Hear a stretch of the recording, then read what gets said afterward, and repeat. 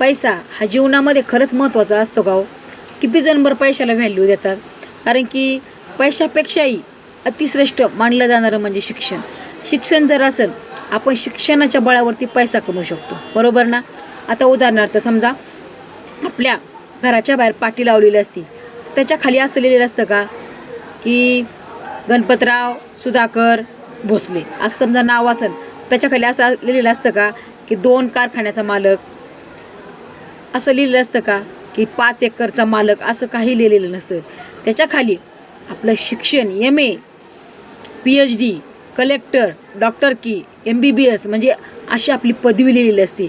म्हणजे त्या माणसाच्या आधी आपल्या शिक्षणाच्या डिग्रीला एवढं महत्त्व आहे ना की पैसा आपण शिक्षणाच्या बळावरती कमवू शकतो.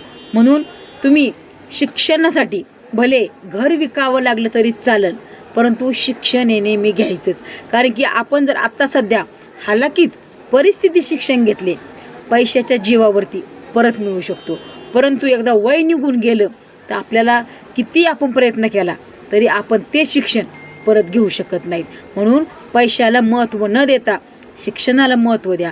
कारण शिक्षण हे एवढं महत्त्वाचं आहे ना की ज्यांनी आज मोलमजुरी करतात ना, त्यांना तुम्ही विचारून बघा, जे रस्त्यावरती मोलमजुरी करतात, की ज्या वेळेस ते शिक्षणाच्या वेळेस पळून गेले आणि आज त्यांची वेळ काय. म्हणून शिक्षणाला व्हॅल्यू द्या, पैशाला व्हॅल्यू देऊ नका. शिक्षणाच्या बळावरती पैसे कमवायची टॅक्ट फक्त शिक्षणच देऊ शकते.